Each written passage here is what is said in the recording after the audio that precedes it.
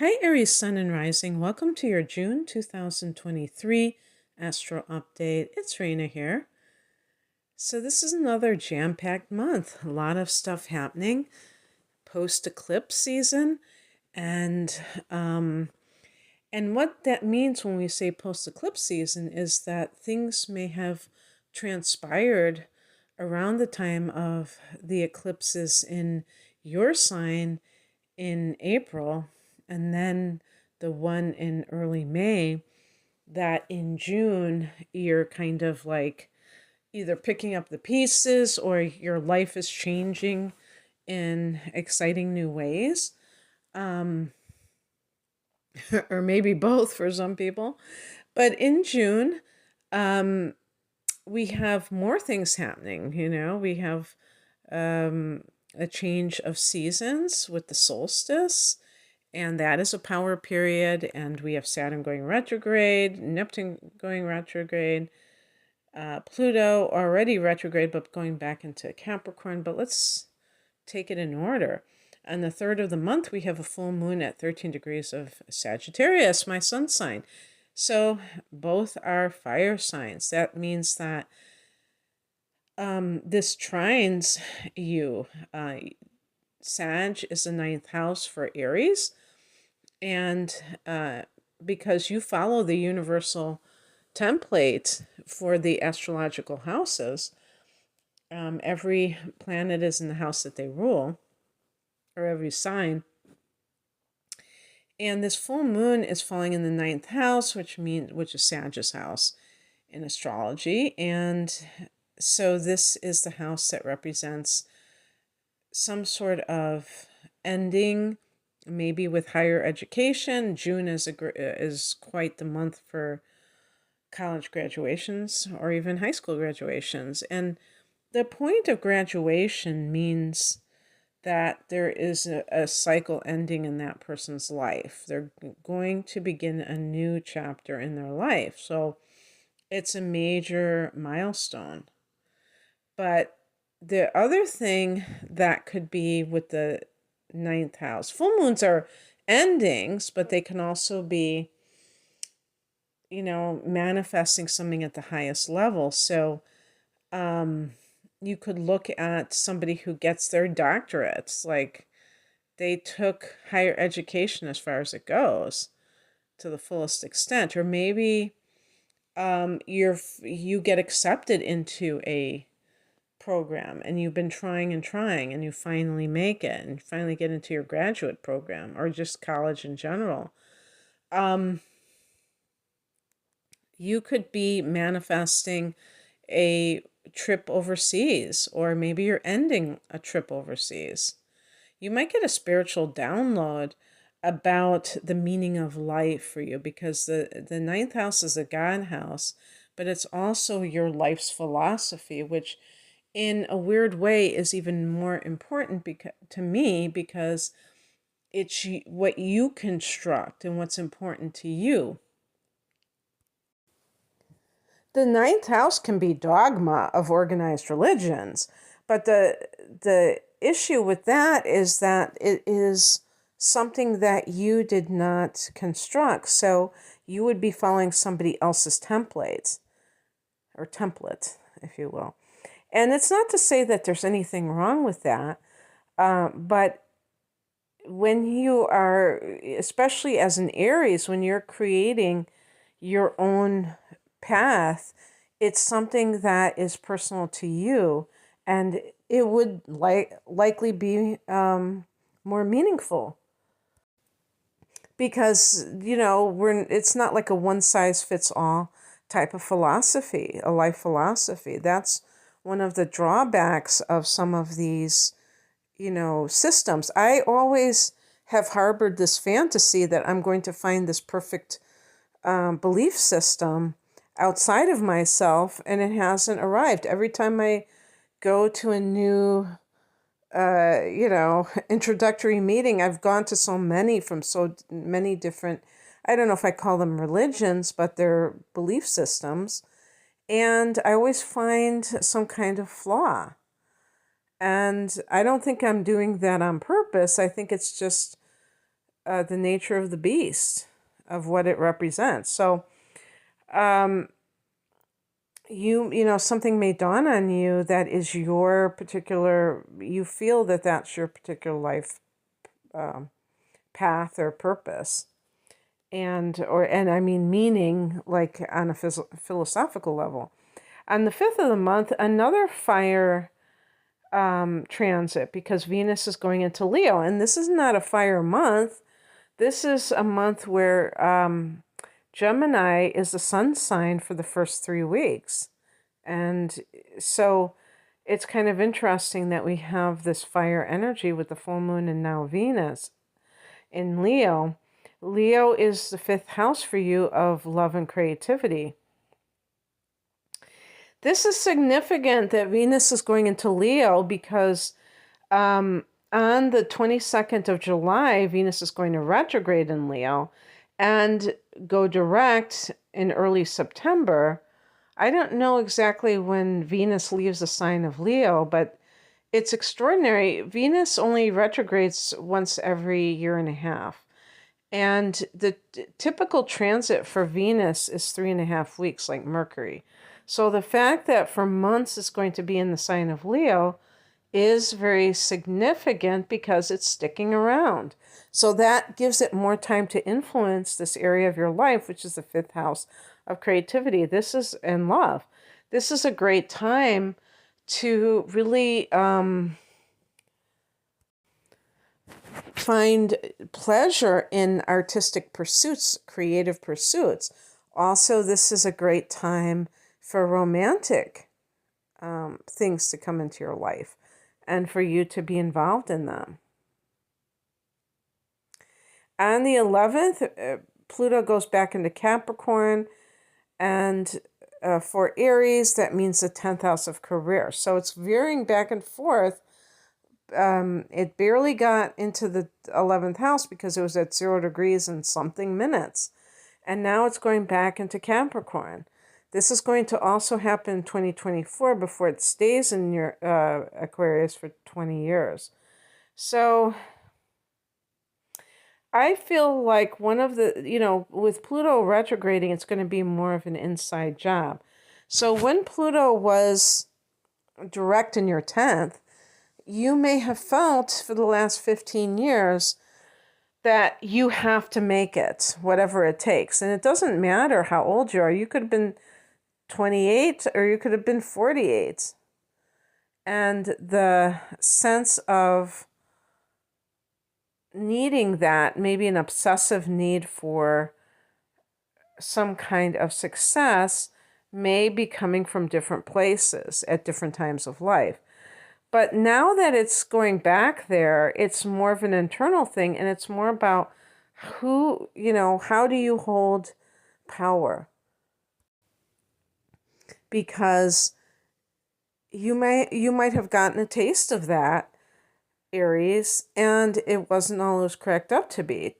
So, because the 11th house where Pluto has been in recent months is the place of hopes and wishes. Well, sometimes our wishes, our hopes change a bit because we're refining our dreams. So look to this to be a time of taking stock internally. But how it's connected to your sense of power from an inner perspective. On the same day, Mercury goes into Gemini, 3rd house, so it's very much connected to getting the word out about something. Social media could be indicated too. And as well, this is where Mars was for 7 months. So there was a great emphasis on this area, maybe to achieve something even, but also there might have been conflict here.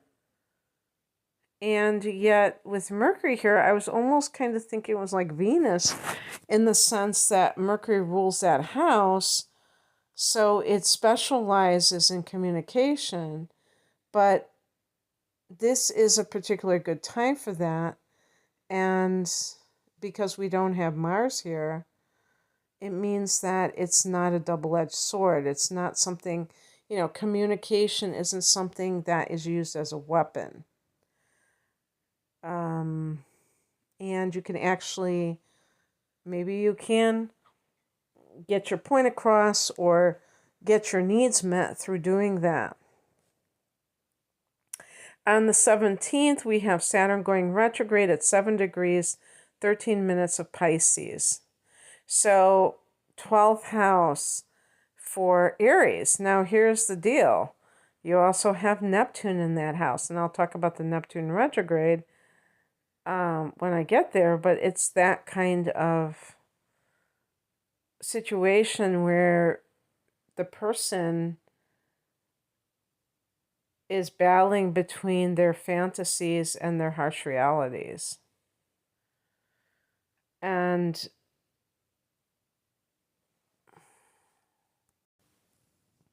Saturn has only been here for 3 months. So Saturn in the 12th house can be the dark night of the soul. This could be a little bit of a reprieve of that, from that. Maybe it's an easing up in some cases. And remember that Saturn is also about karma. Saturn is the lord of karma, and the 12th house is the house of karma. So, but Neptune is here.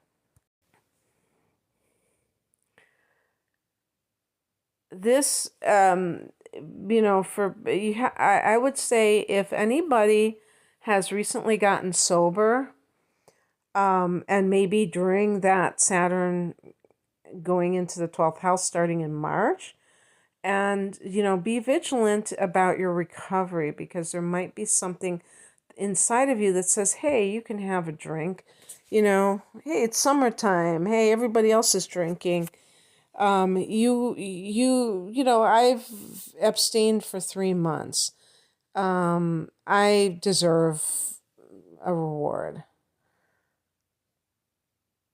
Don't allow the easing up of some discipline to completely give you permission to self-destruct, is basically what I would say. But this can be good for the person looking at discipline from an inner level. Sometimes people quit drinking, or quit an addiction, or start working out, or whatever, things that require discipline. They do it for somebody else. They do it because they're being nagged, or because they feel that their partner frowns upon it, even if they're not trying to force them. And so they might be just trying to, get people off their back. But it's when it's really coming from you, and when you really want to quit doing something, it's so much more effective. So you will be exploring issues about, really getting your act together at the highest level, and how to do so, show up for your life with a sense of commitment and transparency. Because, I think these things are fairly common. The 12th house can be self-sacrifice, and Saturn can be about boundaries. So if you have a tendency to let people walk all over you, although that sounds more like Pisces than Aries, but you never know. You might have Mars in Pisces as an Aries person. Then you have to set those boundaries. It's not always just the other person. You have to ask for your needs to be met. On the 18th, the new moon at 26 degrees of Gemini, that's in that 3rd house of communication and teaching and learning. So you might be doing some kind of new training, or even like if you work in a school or something like that, you might get a new job or move to a new school. On the 21st, the summer solstice is at 9:57 a.m. Central Standard Time. And power period, like I said earlier, when the sun goes into a cardinal sign. So be on the lookout for news to kind of start coming out about things, because when there's a change of the seasons, or solstice, or an equinox, the sun going into a cardinal sign means that there might be a lot of new developments happening. On the 26th, Mercury goes into Cancer, fourth house of home and family. So maybe some kind of communication about real estate, property, communication with your family of origin. But this is, something that is, happens every year. But because of that Mars retrograde, well, it was a retrograde, but staying in Gemini, the sign before Cancer, for 7 months, Mars didn't get to go into Cancer until just recently, and Mars is currently in Cancer. So Mars is in that fourth house. And Mars, when it was in Gemini for 7 months, was in the third house. Now, what do these houses have in common? The third house can be family members such as brothers and sisters. They do mention plants, aunts, grandparents as being part of the third house. And because of that Mars transit for 7 months, you might have had some kind of a feud with a sibling. And maybe this is something that kind of gets resolved with the new moon on the 18th, where it's like you're having a new day with that person. It doesn't have to be all bickering, arguments, what have you.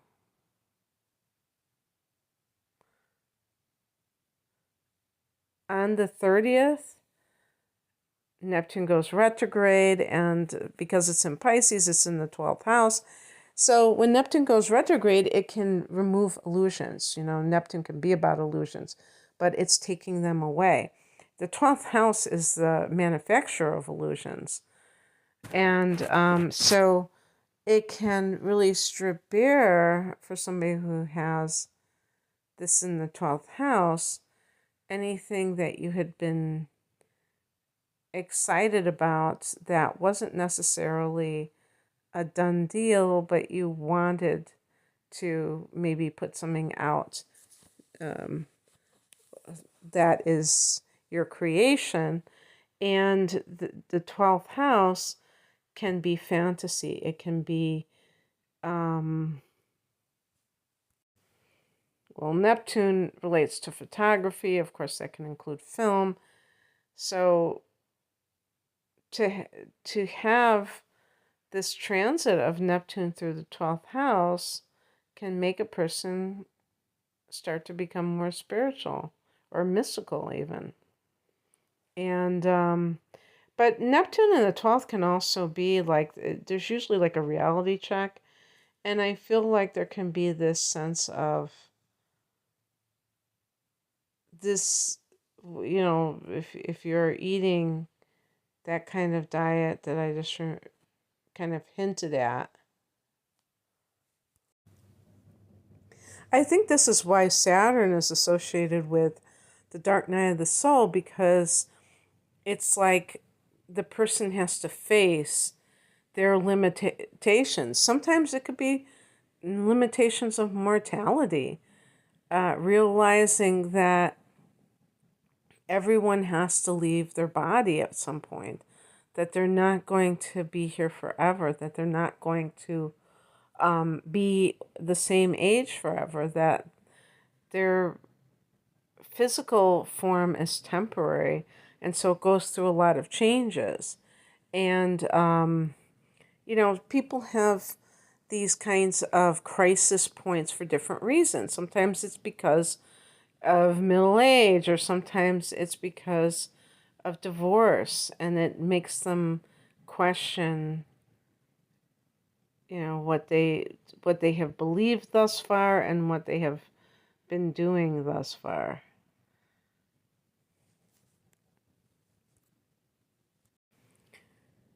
Neptune can be a way that people stay in denial over some of the things that are going on. So let's, use the example of an addiction.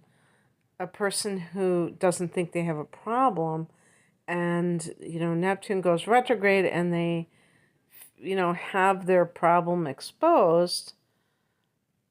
That person, if they don't have the appropriate tools for healing, or um, could even be somebody who doesn't consider themselves spiritual, but this house is definitely spiritual, but it's the house of self-undoing. So Neptune can, put a person in denial so they don't feel like what they're doing is going to lead to negative consequences. Because, it takes certain things to happen for people to see that they weren't being very realistic in the first place. All right. Well, that's what I have for you. Um, I hope that you have a great month. And if you'd like a private reading, the link is below. Take care. Bye.